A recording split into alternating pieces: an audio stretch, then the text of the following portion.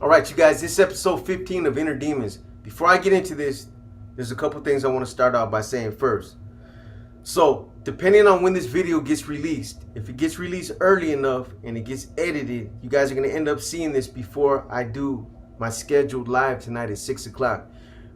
Me and Jerry are going to be doing our next episode of Broken Ties, which is basically our podcast. It's going to depend on whether or not Jerry's feeling up to doing it. And it's also going to depend on what time this video gets released. Chances are this video is going to probably end up getting dropped later. It's got nothing to do with Sandman. Old boy's on his job. It's just me uploading, downloading, side loading, backload, whatever I got to do to get this video to him. It's time consuming, and sometimes it delays things. But the plan is hopefully to get this out first so it can drop. Then me and Jerry do our Broken Ties episode of or our podcast, and then we'll be able to chop it up and talk about it. With all due respect, Jerry's going through his own medical issues. I'm not going to speak on it. I'll let that brother address it if that's what he chooses to do. I will say he's going through some medical issues, and my boy, I hope you're recovering. I hope you're good. I hope you feel better, man. If you're not, don't trip, bro. Slow motion over here. There's no pressure. We can always run it tomorrow. We can run it next week, whenever you're good, man. So don't trip. You know, speaking on the medical stuff, man, I know it's funny, you know, that those of you got jokes when you're talking about the medical stuff that I talked about in episode 14. But I really hope some of you took heed to that, man. On the real. You know, you can go ahead and call me Johnny the Toe and all that shit. Fucking Themo and Fast Ass Dave. You motherfuckers are crazy, bro. But seriously, you know, those of you that are like me, that are stubborn, I think it's men in general, for the most part, we're procrastinators when it comes to dealing with our medical issues, man. Dental, medical, whatever, man. But I hope that you guys took heed to what some of the things that I talked about in the last episode. You know, that you don't continue to be procrastinators, because we, as men, stubborn men that don't always you know, they don't always make the best decisions. Sometimes, you know, we take a situation that could end up being just a 15-20 minute doctor visit, and we turn it into a potential surgery or something worse. When your body tells you, hey man, I'm fucking hurting down there, listen to your body. Deal with it. Go to the doctor, man. Instead of putting it off and allowing it to fester, man. You know, I hobbled around on one foot. I bullshit you guys not, man, for a fucking year and a half. I feel so much better now, you know what I mean, that I got it taken care of. I could put on some, I mean, my foot still looks like hamburger meat. I'm still in recovery mode right now, but it doesn't feel nothing like it did. And I can tell you right now, straight up, man, you know, it feels a lot better. But you know, had I gotten this shit taken care of way back when, I wouldn't have went through what I did, man. Anyway, enough about all that, man. You know what I'm saying? I knew you motherfuckers would judge me, but it's all good, man. So, episode 14. I'm in Susanville. They opened up the gym. They converted it into a massive dorm. You might as well say it was a massive dorm because of the overcrowding that was taking place throughout California. Not just in Susanville, but throughout all the prisons in the state of California. That's what they were doing. That's what they did to all the prisons. They opened up the gym and they put in bunk beds triple stacked, and that helped reduce some of the overcrowding.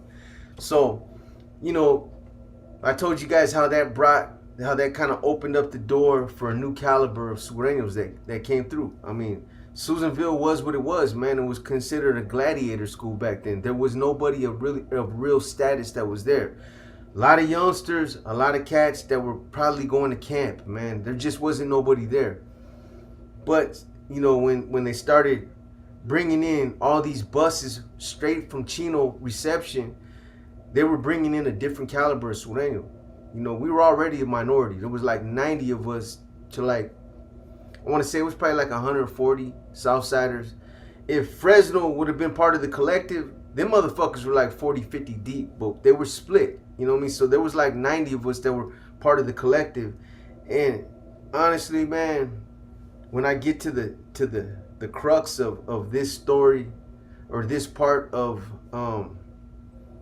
this story, sad to say, man, but out of fucking 90, there was only seven of us that went when it was time to go.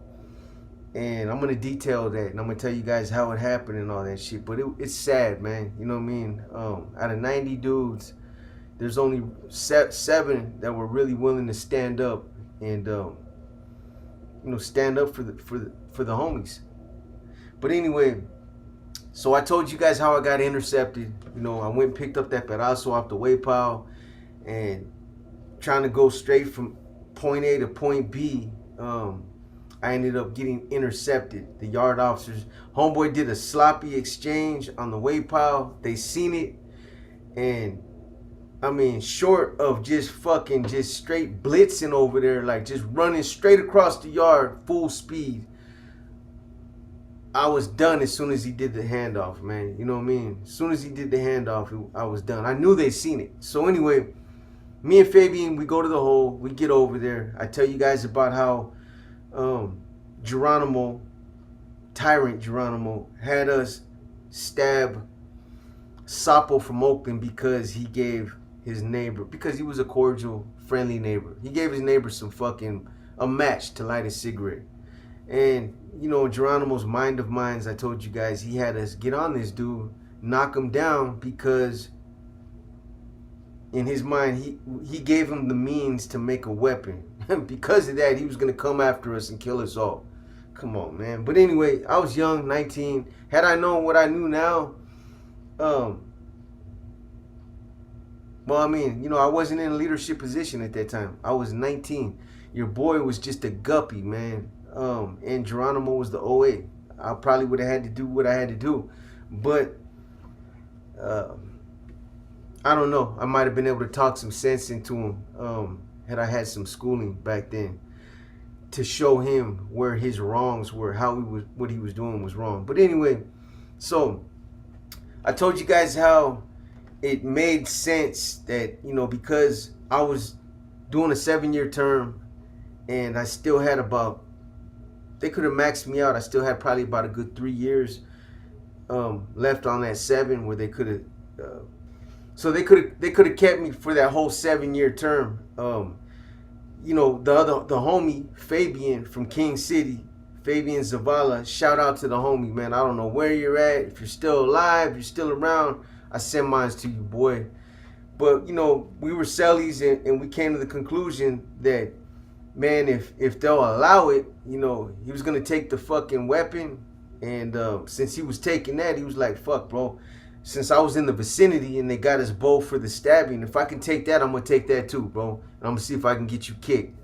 So that's what we did, man. We went in there. We found a lieutenant that, I mean, we didn't pull the wool over this fool's head. He knew what was up. When we went in there for the hearing, he was like, man, come on. You know, I know how it works, man. But, hey, if you want to fucking ride the beef and let your boy go, that's how I'm going to ride it up. So that's what he did, man. Fabian ended up taking both cases. The DA never prosecuted. They never prosecuted either case. They hardly ever do. But, you know, because of that, I would stay in the hole for probably about another, I don't know, 20, 30 days until they took me back to ICC, Institutional Classification Committee, reclassified me, and sent me back out to the yard. So I believe I told you guys how when I was getting ready to go out to the yard, I got a directive from Geronimo. And basically, what Geronimo wanted me to do is he wanted me to go out to the yard, and he wanted me to hit Joker from Stockton. I believe he was from Stockton, man. I was trying to remember this dude's name, but I cannot remember his fucking name. Little short, stocky dude. Anyway, Geronimo didn't only want me to go out and hit the dude, but he wanted me to go out on like some secret spy type of shit Don't go out there and tell nobody. Don't report to nobody. Don't tell the OA nothing. Just go out there and get a weapon and hit this dude. And I mean, you know, when I think back on it, I think Geronimo just wanted me to come back to the hole because I was a hell of a guy. I think that's what it was, man. You know, why he would want me to go out there and not report to the fellas on the yard and let them know this is what I'm going to do. And why he would want me to just go out there and, you know, put the household under that kind of, you know, security breach, man. I don't know.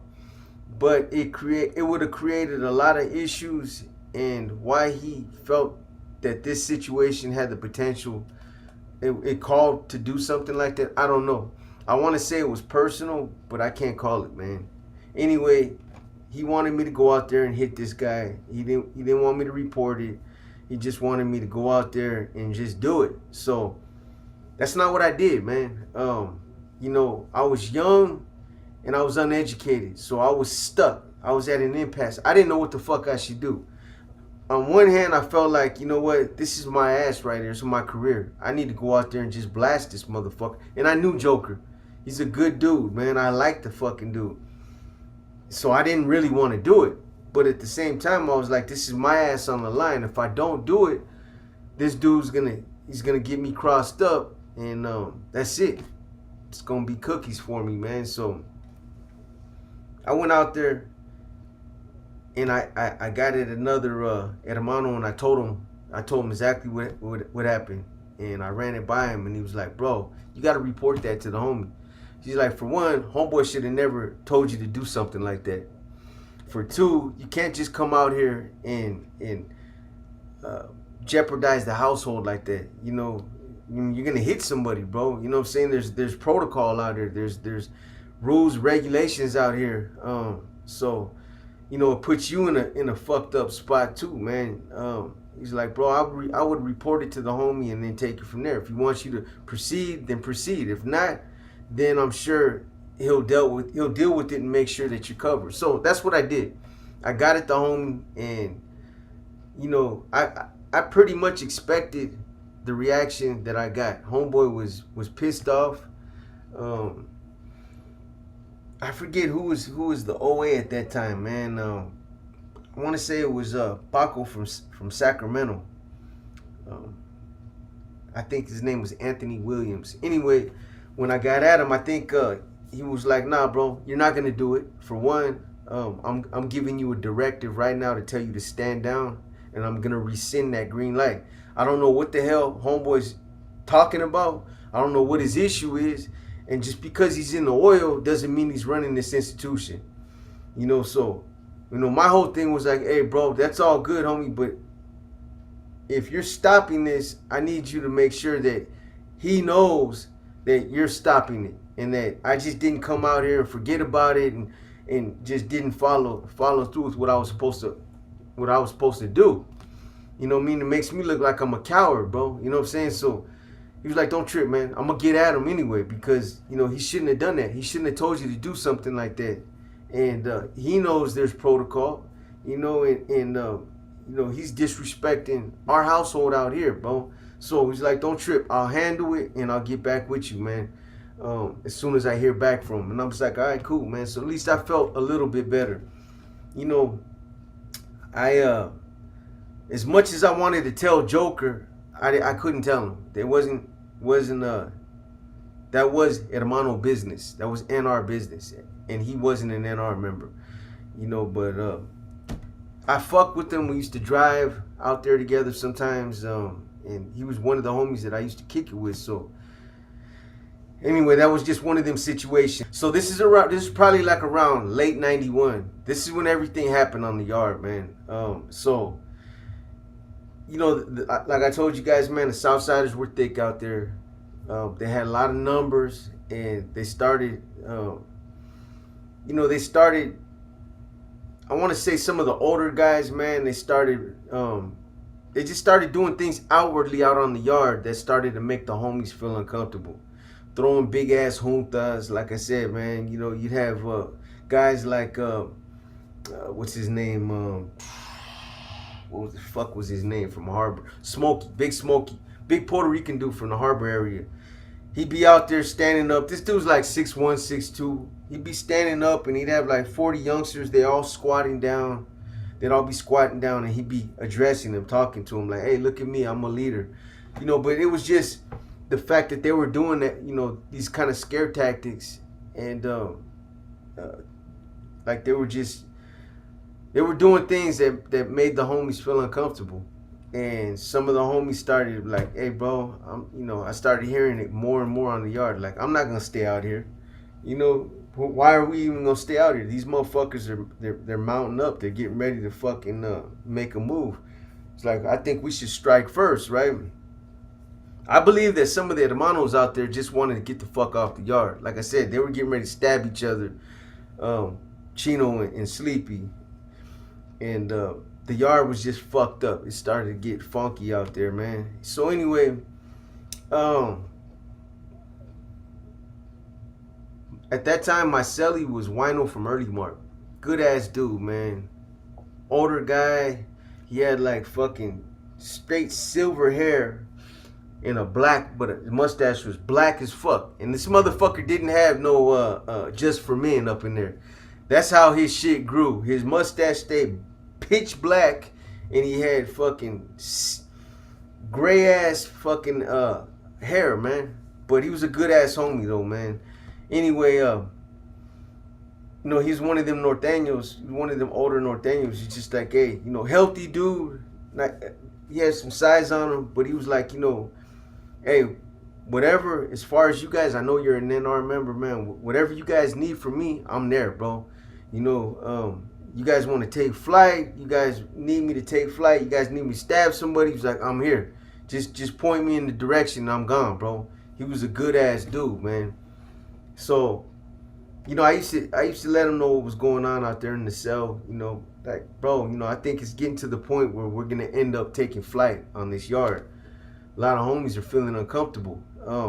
So anyway, that's what ended up happening. It got to a point where, you know, Sleepy from San Jose, him, Chino from Salinas. Who else, man? Who else? Paco from Sacramento, and then you had Chente Roybal from San Jose, and Tony Ochoa from Stockton, and is that it? Anyway, there was a lot of homies throughout the time I was out there that I heard it all, man. Like, hey, when the shit kicks off, I'm gonna do this, I'm gonna do that, I'm gonna get paid, I'm gonna get mine, I'm gonna get money, wah wah wah. But when it really came down to it, and the shit started getting thick out there, and we started telling everybody, hey, we're gonna take flight. You guys gonna roll or what, man? And then everybody wanted to start turning into prison politicians, man. It was crazy. You know, when we made when we all of us hermanos got together and we all made a conscious decision. And at that time, I was running the yard. So this is the other part about it. Sleepy and Chente and Sleepy and Chino kept bumping heads, and neither one of them wanted to be in that leadership position no more. So they were like, "Hey, B, you know, you need to hold down the OA position out here. You know what I mean? We can't see eye to eye on certain shit. I can't work with the brother. The brother feels the same way about me. So this is probably the first position that I had was at that time was the OA when this shit all kicked off. So anyway, all of us hermanos, we all get together and we talk about what we're gonna do, you know, because homeboys kept pushing towards wanting to get off. All of them were saying the same thing. Hey, you know, it's that time, man. You know what I mean? These dudes are getting ready to make a move, so I think we should just go first. So, you know, we put plans in motion, man. I personally went around the yard and was putting homeboys on notice. Tonight, we're going to take off, bro. We're taking flight tonight. These dudes are getting too thick, and, you know, there's a lot of homies that are uncomfortable, man. So, they're dead set on it. They're not fucking trying to hear nothing else. You know, my thing was, I think we could have stayed out there and we could have maintained it for a while. I don't think we were at that point yet, but these guys were dead set on it. And because they were hermanos, I had no choice but to roll with them. So, you know, we went again like I did when I went to go hit that one individual. I went back to the cell, and instead of waiting for them to pack my shit, me and Wino, we went up in the cell. We started unpacking we started packing our shit up ourselves. Took all the pictures down, packed everything up all nice and pretty, like, man. And you know, that day that we decided we were gonna do it, that later on that, well, originally we were gonna do it in the buildings. The plan was to do it at the, I believe it was like I want to say the 2 o'clock unlock. That's when it was supposed to kick, and it was supposed to kick. The one building was supposed to go. When the 2 building heard the 1 building go, they were supposed to go. Then the 3 building was supposed to go when they heard the 2 building go, and it was supposed to go all the way until the 5 building where we were at. So that's how it was supposed to go. It was supposed to just kick, right? And then the gym was supposed to kick. So that whole, we were gonna rock that whole yard, man. Anyway, aside from packing up our shit, me and Wino had our pedazos. We got our pieces. I kept them in the where I used to drive at, inside the little weight pile. I told you guys I used to keep a bunch of knives back there underneath the house, underneath the weight bench, in the corners. I had pedazos buried everywhere. All the hermanos pieces were back there. So I dug them all up, gave them their pieces that day, early in the day, brought mines back for me and Wino. So, you know, that night I even got it, or that day I even got it Fresno. And you know, there was one that I used to talk to, Shorty from Fresno, and I told him, hey brother, man, look, we're getting ready to go tonight, and we need you guys to stand united with us, bro, so we can do this the right way. And I'm talking about we can put it down the way it's supposed to get put down, bro. And they were like, nah, B, man, hey, I got love and respect for you, B, and I fuck with you. But, man, you know what's going to happen if we all end up in the hole together. It's gonna be all bad, bro. You know what I mean? We're going to end up killing each other, man. He's like, I don't got to tell you, bro. You already know. And you know, honestly, I did it. I was like, nah, bro. Hey, Shorty, I give you my word, homie, that if you guys rock with us, man, we'll do it what we're supposed to do, and we'll get past all that, homie. We'll get past all that, bro. We'll be cool, man. You know what I'm saying? Especially if we roll together. And he was like, nah, bro, I can't take that chance on me. And, you know, a lot of my homies, they're not gonna feel it. I'm telling you right now, they're probably not gonna feel it, bro. And he's like, no, you know, I gotta step back, bro. I gotta step back and stay out of this one, right? And I'm like, I hear you, bro. It's good, man, but I'm gonna tell you like this, bro. You know, I've been fucking with you, and I got nothing but love and respect for you.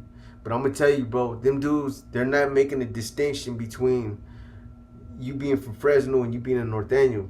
They're gonna come at you guys too, man. They're just gonna come at anything from the north, bro, and retaliate. And you know, if you guys come in there for being victims, I mean, bro, it's gonna be ugly, man. You know what I mean?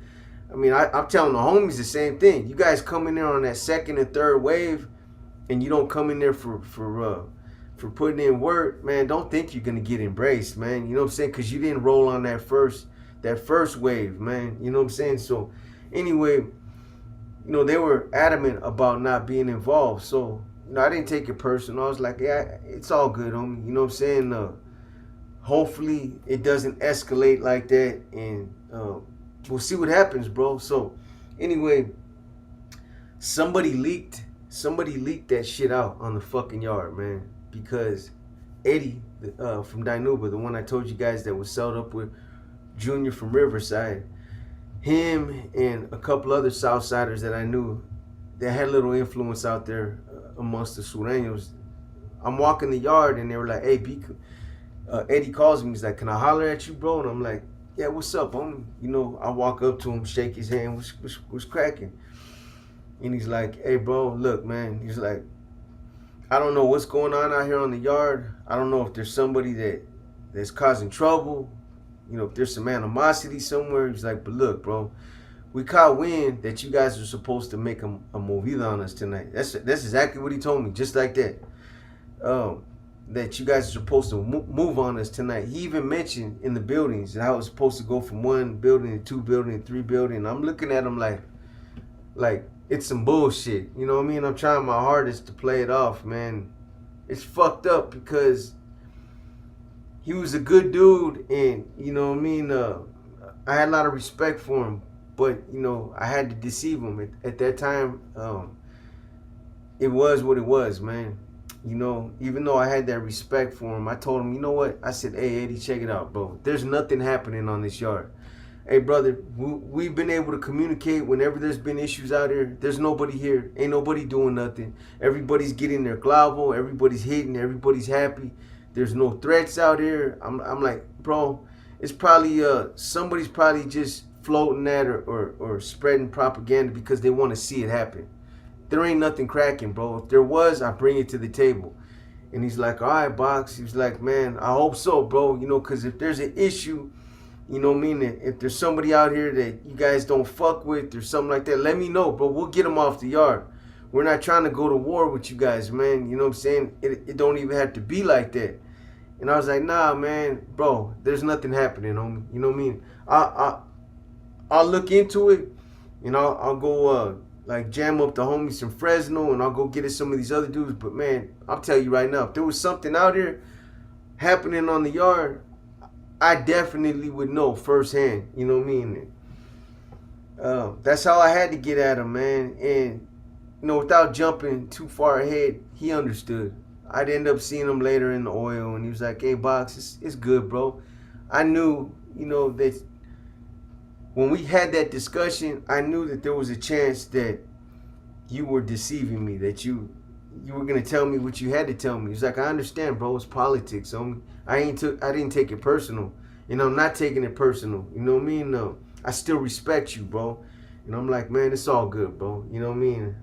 I honestly felt bad though, because he was a straight up dude, man.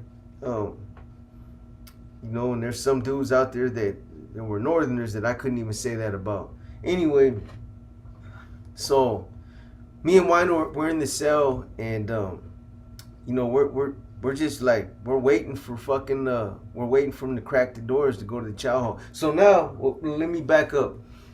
So anyway, right after the conversation with Eddie, I go and I get it Chino, Sleepy, and some of the other hermanos that were supposed to participate in this in this plan that we had formulated. Anyway, I let them know, hey man, somebody sprung a leak. Somebody out here on the yard told somebody that told somebody that told somebody or something.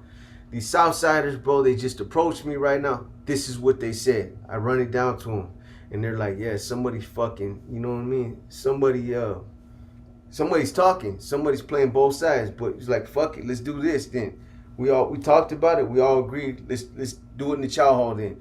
We had talked about doing it. I'll take that back. It wasn't the 2 o'clock unlock. It had to be somewhere around 6. I want to say it was like the 6 o'clock unlock after chow, because when we talked about it, we were like, well, fuck, we'll bump it up then. Instead of doing it at this time, we'll do it we'll just do it in the chow hall. So that was the plan. The plan was from that point on to just do it in the chow hall. We're gonna go in the chow hall. We're gonna sit at our tables, and we were gonna wait until we felt, you know, we were gonna try to go in there foremost. We were gonna try to go in there when our targets were in there.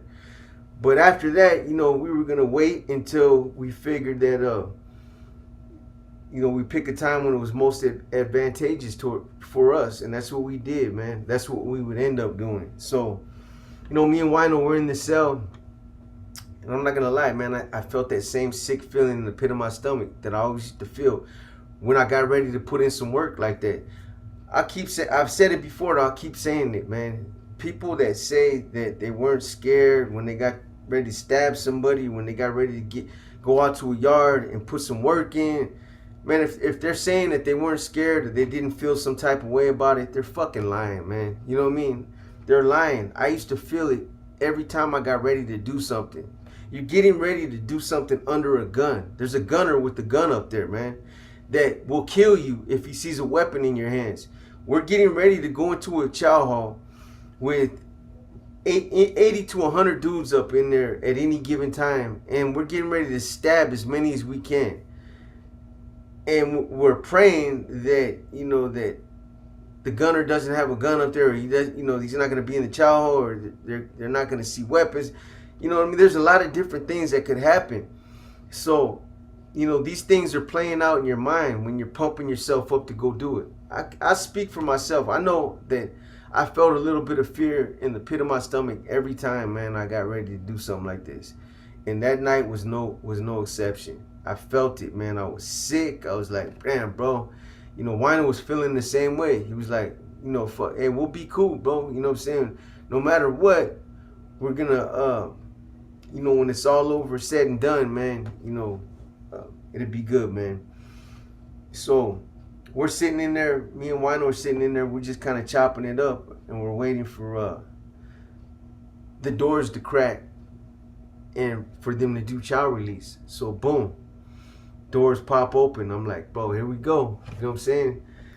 So we're in building 5. Building 3 and building 5 eating the same chow hall. Building 1 and 2 eating the next chow hall over. So the way we had talked about it was building the chow hall with us, in building 3 we were going to go first. We were going to set it off first, and then buildings 1 and 2 can take off in their chow hall. So, you know, like I said, I'm sick.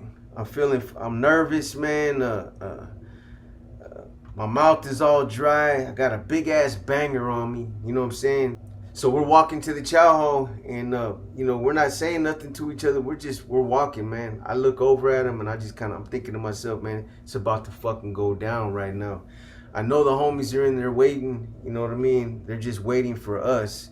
And I'll tell you guys like this, man. When we walk, the way the chow hall's set up is you'll have like 3 rows. The 3 rows all the way in the back. When you walk into the chow hall, the 3 rows all the way, say, up in the front.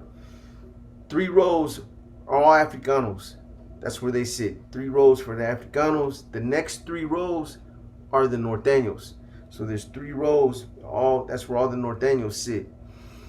The next 3 rows are the Southsiders. So we're kind of all in the middle. We know where the lines are, but we're like bunched up right in the middle with the Southsiders. And then on the other side of the Southsiders, the last 3 rows are the Woods. That's where so the chow hall's kind of split, man. That's how it is. It's kind of split. Fucking gizmo. I tell you guys like this. The first thing I noticed when I walked in the chow hall was nobody was sitting at our tables except the homies that were going with us. They were butt ass naked. None of the homies came to chow. They all stayed in their fucking cells because they knew what was gonna happen. Some coward ass shit, man. That's what happened. But look, I know this one was short. I want to keep you guys in suspense. I'm gonna go ahead and cut it. When I come back, the next one will be a banger. You guys will hear what happened from that point on. And then it just kept on going from the chow hall incident to other incidents that happened in the hole. And I'd stay in there 17 months fighting. It was crazy, man. Susanville was fun. I was young. Anyway, again, like I said earlier, I hope this video drops first. We'll see what happens. I'm gonna get it to Sandman ASAP. But I hope you guys enjoyed this episode of Inner Demons 15. We got 1,000 more to go, and I'm out.